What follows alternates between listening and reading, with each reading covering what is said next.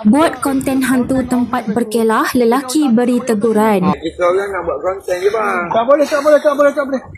Aduh. Tak boleh. Itu saya nak buat rupa.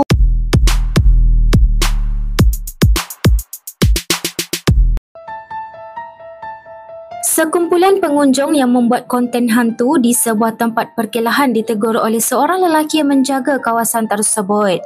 Menerusi video yang dikongsikan, lelaki berbaju putih dilihat menegur perbuatan pengunjung-pengunjung tersebut yang membuat konten sedemikian. Menurutnya, tindakan mereka akan menyebabkan pengunjung lain akan berasa takut untuk datang ke situ, terutama kanak-kanak. Mereka akhirnya akur dan meminta maaf kepada lelaki tersebut serta berjanji tidak akan mengulangi perbuatan seperti itu di masa akan datang.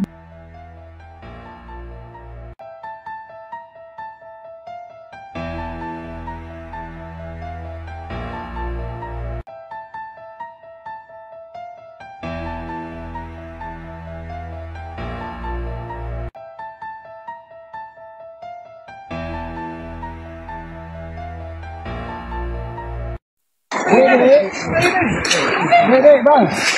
Awak buat apa sini ni? Awak buat apa sini ni?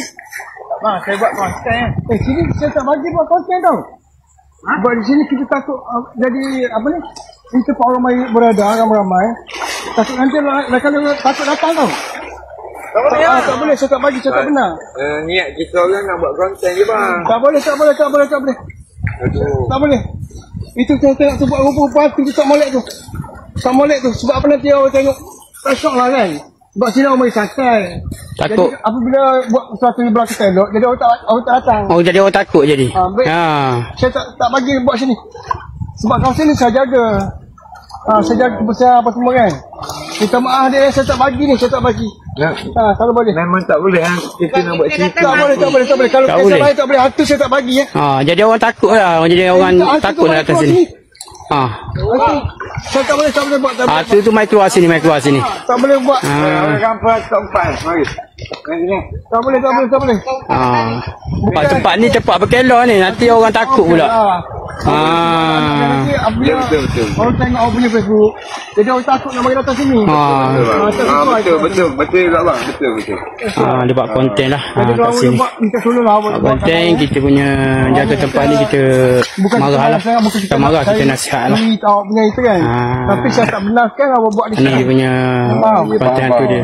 Takut orang kata apa-apa yang tak elok. Jadi masalah orang semua cari saya kan. Sebab saya jaga dia kan. Betul. Tapi gitulah kalau boleh kan. Apa ni? Kita jaga tempat ni lah. Hotel lain saya terima. Hotel tu ni bermakna budak-budak pun takut nak datang sini kan. Kadang-kadang satu minggu ataupun satu bulan boleh sekolah buat sini kan. Jadi tak cantik kan. Tak begitu. Jadi awak kata tak elok lah. Kita tengok tak setuju lah. Jadi abang tak begitu tahap tu. Yalah cepat budak-budak main. Nanti bila orang tengok ada hantu orang kata dia buat konten hantu. Tu Spiderman. Konten hantu. Tapi di tempat berkelah dia orang takut lah. Nanti orang nak datang bila orang tak tahu cerita yang sebetulnya. Minta maaf dia. Janganlah buat macam ni, saya tak suka. Jadi Yalah, masyarakat kan. Kita faham macam bang. Yalah betul. Minta maaf yang berkata awak. Ya, tak apa. Saya jaga. Oh, dia atromeh minta maaf Dia minta maaf lah. Tu pelaku hantu. Jangan malu macam saya nak pergi pun malu lah, saya pun baru balik jam. Pelaku hantu. Kalau jangan buat macam ni kalau boleh buat episod lain lah. Sebab sini tempat berkelah, tak boleh nak buat kita konten hantu. Tengok tempat berkelah ni. Cantik kawasan ni.